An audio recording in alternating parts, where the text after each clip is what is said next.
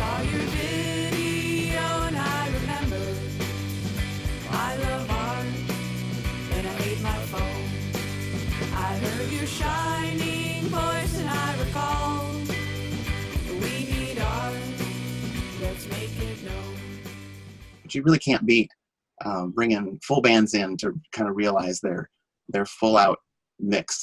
The trick is just understanding what that is, because most people aren't versed with terminology, and so I do a lot of listening, and sometimes we do some trial and error, and then figure out how to apply that to their song. The rule of thumb that I use is for every hour that we spend in the studio, I'm going to spend 2 to 3 hours producing that without musicians around, of mixing those things together so it doesn't sound so unnaturally produced. That's truly an art form.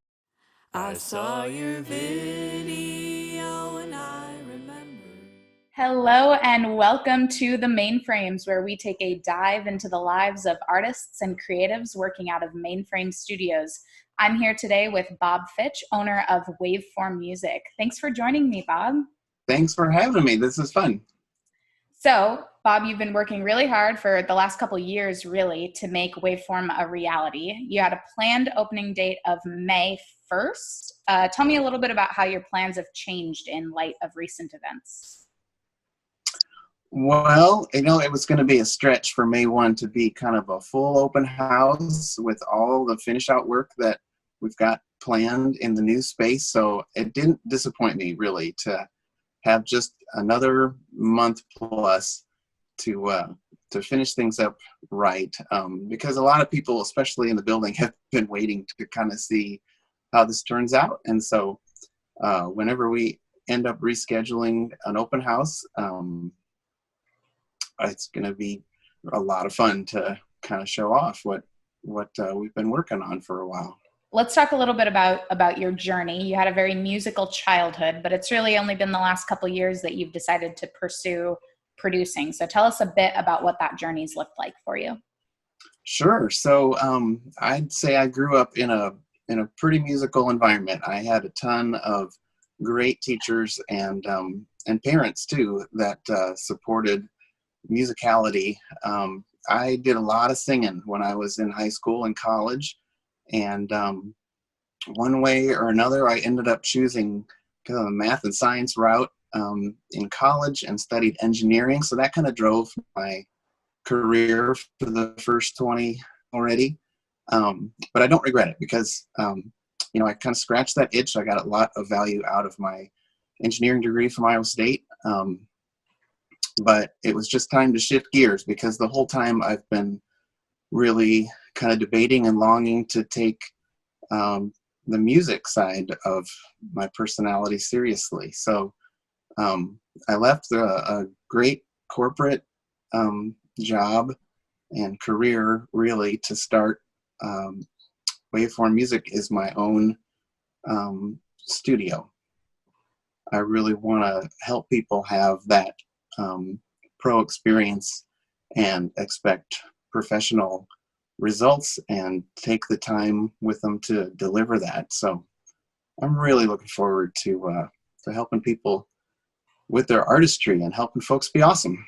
So what about producing music really excites you? Why this route instead of being a songwriter or a musician yourself? Songwriting is its own challenge, and I have a ton of respect for people who are creative like that. Songwriting is not something that's ever come real natural to me.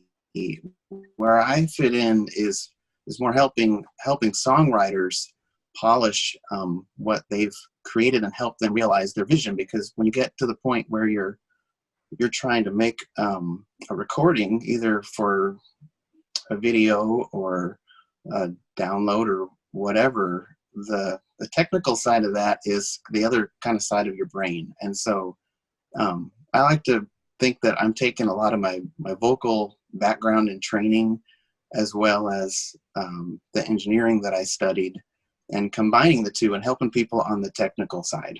So you work on a lot of different types of productions. You work on music and songs, but you also do podcasts and voiceovers. What's your favorite type of project to work on? Well, at the end of the day, you're always helping people. kind of the podcast and commercial voiceover side is fun because it's quicker work. You can get done with that quicker because there's usually less moving parts involved. But you really can't beat bringing full bands in to kind of realize their full out mix with a variety of people and parts, and putting that all together and polishing it up, and sometimes helping on the production side with, kind of producer decisions that they may or may not have thought of when they were in the songwriting mode. So I mean, at the end of the day, it involves people, and I love helping people do their craft really, really well. It's I probably have to vote for more of the band side is definitely fun. That's a lot of fun. Yeah, I can imagine. What's it like to really work with an artist to achieve their vision? Are they there every step of the way? How do you make sure that what you're making really fits in with what they're envisioning when they're making the music?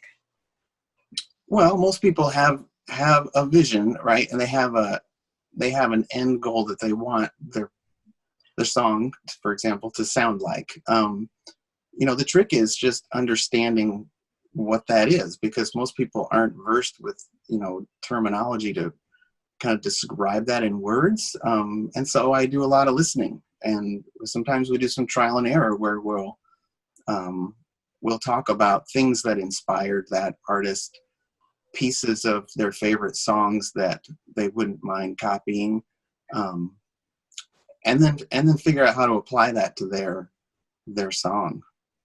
Tell us about a couple projects that you've worked on before. What are some really exciting things that you've been a part of? Yeah, so even while we've been finishing the build out for the new space in Mainframe, I've been able to do a number of demos for people here right out of the basement behind me, vocalists, instrumentalists, singer-songwriters. The super fun guy that spent a bunch of time down here was, his name's John Birch, and he's a local singer-songwriter.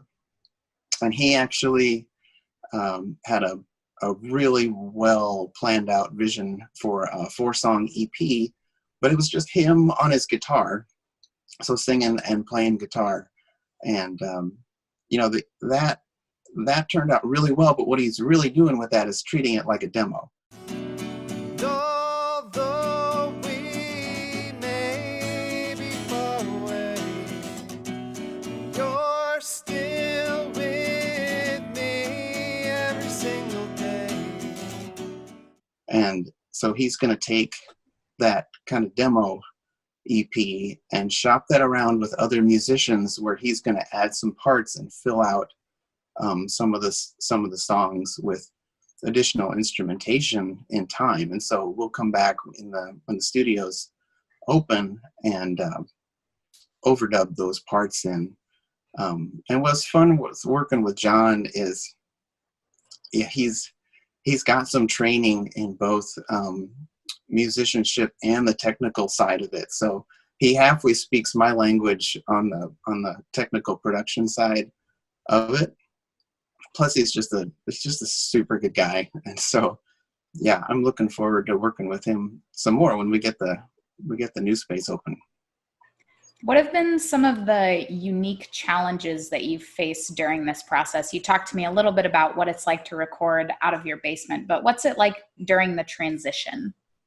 Oh, well, the typical challenge in a space that's not soundproof is you just have to work around noises outside these walls that you can't really control. So when I've had demo folks and John and a couple others down here, we've really just lucked out. There hasn't been a time when we had to wait an hour for the storm to stop or my neighbor to stop mowing. But we were just lucky, because when there's noise outside the window and the window's not soundproofed really at all, there's nothing you can do but just take a turn and hope for a better day. But we've been lucky. So transitioning to the new space, it's a pretty fortified, soundproof environment from the outside, from neighbors down the hall, and the rooms themselves are they're pretty soundproofed from each other. So we can turn the monitoring volume up pretty high in the control room and not have it bleed over to the live room where the actual microphones are. And so that kind of reliability where you're not fighting your environment and crossing your fingers, I think goes a long way towards folks feeling comfortable and feeling like, you know, when they're ready to nail it and it counts, those more technical issues won't get in the way as often. So yeah, I think that'll be a big upgrade over, you know, putting up with those kind of limitations out of one's house or shed or barn or whatever. Yeah, talk to us a little bit more about the process itself. What are really the steps of producing and what goes into it that people who aren't familiar with it might not know about? Sure. So, you know, on the musician side, you know, it really helps to have the song really ready to go so that you're not in the studio trying to lay this down and you're kind of second guessing how to do the bridge, whether to do verse 3, exactly how the drum fill should sound. You know, a wise, you know, touring band that's been out for the month of July, let's say, might schedule some time in the studio towards the end of their run, so that more of those production decisions on the musician side are solidified. And at that point, you know, they're just more worried about the overall feeling and tone and how musicians kind of relate to each other in the moment, and try to let that come through on the recording. I close my eyes and I can see a world that's waiting there for me, that I call my own. On the recording side, you know, the rule of thumb that I use is for every hour that we spend in the studio, I'm going to spend 2 to 3 hours producing that without musicians around me. So post-production is technically what that's called. And so generally, you know, I end up with, you know, a multi-track recording in the computer of each song. And let's see, first I wade through just the cleanliness of the tracks. And so there's a lot of muting and noise reduction that goes on with each individual track as necessary.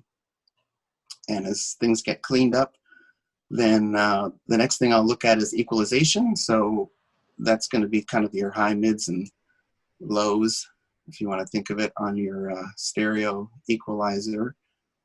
And really the goal there is to try to apply as little EQ as possible to let the natural tone of that singer or instrumentalist come through.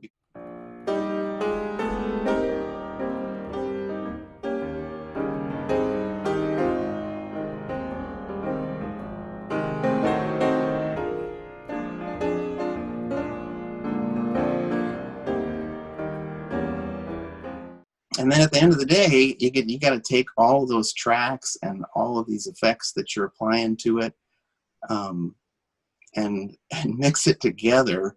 And that's probably the other half of the value of having somebody like me spend deliberate time at it, because the kind of the art of mixing those things together so it doesn't sound so unnaturally produced, that's truly an art form. And it's taken me all the 20 some years of mixing to learn how to do that. And I'd say I'm still learning, because the the techniques you use for mixing for one style of music are a little different for another style. And so there's always room to learn the art of mixing across different genres, because they're nuanced.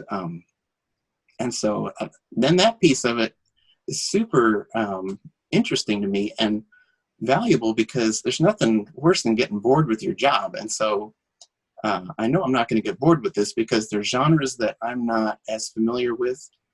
And genre kind of popularity is always changing. And nobody knows exactly where that's going to go. So I'm looking forward to learning the next new thing 10 years from now. Nobody knows exactly what that's going to be or where today's genres are going to head, but I mean, that's exciting. It's exciting to learn new stuff. And so the process of this is obviously very complicated on a technical side. So what do you think are really the values for an artist of having someone else produce it as opposed to trying to learn those things themselves? That's a great question. So, you know, I think in general, the more serious an artist is, the less time they should be spending on the technical side. Now, I know a couple of people, but maybe only 2 or 3 that really can creatively write music and get into the electronics and the computer and the wiring of this stuff to the point where it doesn't bother them. So they're kind of utilizing both halves of their brain at the same time. But most people they're not as equally split, right? Some of the best creative musicians that I know would rather have a root canal than to upgrade the OS on their Mac. It's painful, and I get that. So when folks come in and they have, they demonstrate that they've got a little bit of experience trying this, because that's a good thing, because it helps them appreciate that when they're serious, they should probably be letting somebody else take care of that for them, so that they can focus on the creative and performance parts of it and free up that half of the brain, let somebody else worry about the technical side. In the last 10 years, recording software and hardware has come down a lot, and that's why you see a lot more home studios, which is fine. But I see just as many people that have bought a little bit of that and tried some of the software that comes with their computer or their phone, and pretty quickly decided, that's not where they want to spend their time perfecting somebody else's software and technology and keeping that up to date. And that's its own headache for the most people. But it's not a headache to me. That's partly what I went to school for, and it's still kind of how I'm wired to figure that technical side out and apply it to music. And when stuff breaks, I really enjoy fixing stuff. I like making things better than the way I found it. So especially with some of these older electronics from the 80s and 90s, why, taking care of them or customizing them is definitely in my wheelhouse. I love it. Well, Bob, for anybody who's interested in getting involved, maybe scheduling or just learning more about the process of it, how can they reach you right now? That's a good question. So, I think we're kind of embracing social media. We have a website, it's kind of a basic shell that we'll develop with more pictures when the space gets more finished here real soon. But for now, it's probably smartest to just follow along on Facebook or Instagram or Twitter until we're open, and the building also reopens after this whole pandemic thing. It's not a bad idea just to follow along with some of my updates on social media, and that's a decent way to stay in the know. Great. Well, thank you so much for joining me, Bob. This was a great little insight into production and what it's like. Yeah, absolutely. Thanks for having me, Sabrina. I saw your video and I remember I love art and I hate my phone. I heard your shining voice and I recall we need art, let's make it known.